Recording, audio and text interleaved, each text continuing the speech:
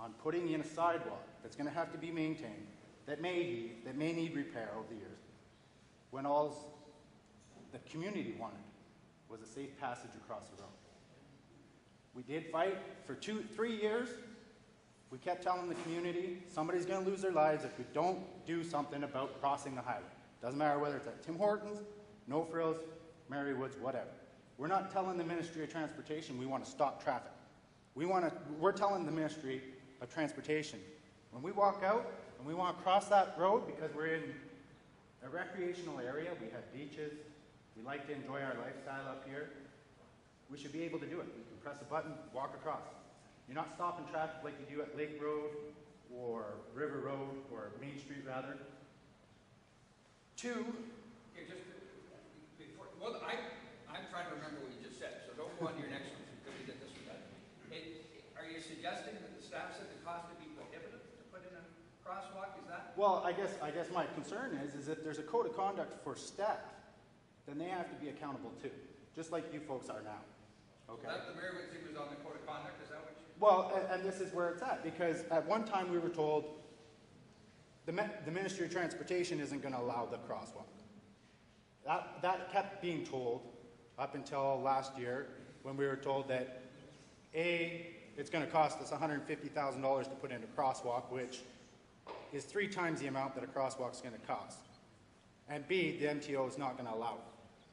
So I guess my question is if there was a code of conduct, one, we would have found out in the first part that it wasn't $150,000, so the people wouldn't be scared of an inflated price. The mayor's getting up. He's going to answer. Oh, that's okay. I thought you were coming up because you were shaking your head, so do you want to respond? I don't think we should throw staff under any bus here. I think council made the decision to build a sidewalk out there, and it's council's responsibility. Council didn't ask a question. It's not staff's fault. They're not giving the right information. But why would you make the decision to put in a sidewalk, if what you've been asking for is a crosswalk, and then the Chamber of Commerce comes in and says, yeah, absolutely, we need more crosswalks. We need one at Oak Street, and we need one at No Frills, and we need one at Marywood, because that's what the report said. The only time the sidewalk came into it was because you guys were told by staff that MTO would not allow the crosswalk to go in. Instead of fighting, which you need to do as councillors for us, against the provincial government, against the federal government, instead of them saying, you guys can only do what we're going to tell you, you guys got to explain to them that we're not Toronto, we're not London, we're not the big city centers, we have our own unique community. This community changes from May to October. The concern that I heard was something silly about you have to have 8 people, what was it? 200 people for 8 seconds. Okay. As Dave said the other day, in the summertime we may have that. In the wintertime we don't. So does that mean that our safety is penalized because we're not a full year-round community? Does that mean that because our community accepts the high volume of tourists that we do in the summertime, that our safety should be restricted all year round because we don't have the influx of tourism through the winter as well? We're not asking for the sidewalk or the crosswalk to be there through the wintertime because, like we say, we can walk down the highway. It's when we need it, you guys are saying no. Now you're, okay, we're going to spend $50,000 to put a sidewalk in so you can go up the street a half kilometer, cross over and come back down. That's like putting a Band-Aid on, and I guess if that's what the decision is, then we're going to continue to waste money instead of taking community people and saying, look, we don't have to spend $50,000 on putting the sidewalk in. That wasn't the issue. We got a good one across the street. We don't need to be telling the people it's going to cost $150,000 to put a crosswalk in, when at the very most, and I haven't seen the estimates yet from MIG, but I can't see them spending $60,000 each on a crosswalk. If they do, and that's a cost, then so be it. You know what? Safety costs money.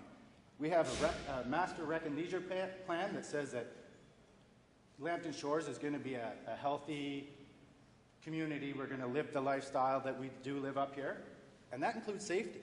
So if it's $60,000 that we need to put in there, that's less than a third of what was quoted. So Justin, are you last? Where did the 150 come from? I don't recall. Last year at the community safety meeting that Dave put on, the mayor quoted that it was going to cost $150,000 to put in a sidewalk. Crosswalk, sorry. I believe that crosswalk that was at the $150,000 was the one that was taken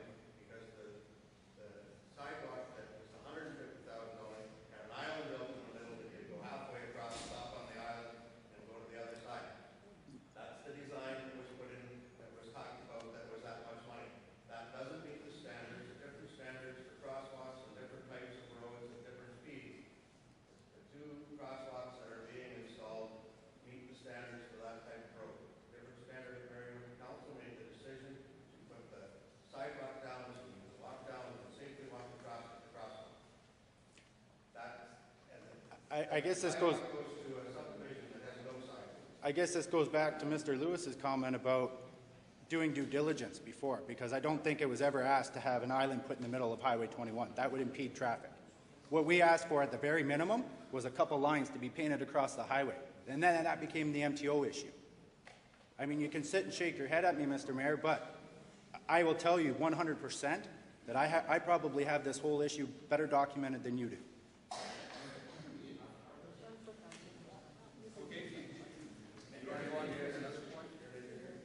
No, I'm not an engineer, but you know what I am? I do listen to the people, Mr. Mayor, and when people say, this is our community, we want to have a safe community, you're going to sit there and let him make a comment like, am I an engineer, and I can't reply to him?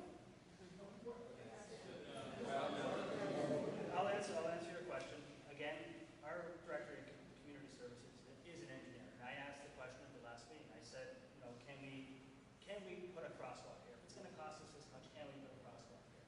And his response to me was, based on the road design and the style of crosswalks that we're putting in the municipality, he did not believe it was a safe place to put one of these things. At the end of the day, yes, it is a public safety concern. I don't think anyone on council would argue with that.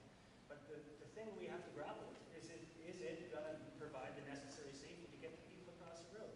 And from our staff's point of view, as an engineer, no. He said, no, it's the kind of crosswalk that we put in there that we're going to put in the village will not suffice. So hence, we need to put a sidewalk into the community to at least allow them to get to that safe crossing point. You know, unfortunately, a signalized light there is what is required, and we don't have I guess this is traffic or the... going back to the beginning of my question. It was about the code of conduct being passed on to staff, and I guess this is where it comes into. Have that discussion. Because when you look at it from that perspective, Dave, I understand it, but you guys have been told multiple different things, and the first thing that you guys were told that put in hesitation, and it's probably done the same thing for the sidewalk, is that you guys were told by your staff that you can't do anything because MTO has to make that approved. You guys weren't told that if you guys take the plan to them and say, this is what we need for our community, how do we go about getting it? You guys weren't given that option. So if you have that code of conduct for your staff, you guys become better informed, and so do they. Excuse me, don't you dare criticize our staff. Our staff is directed by council. I'm sorry, Miss Andresia.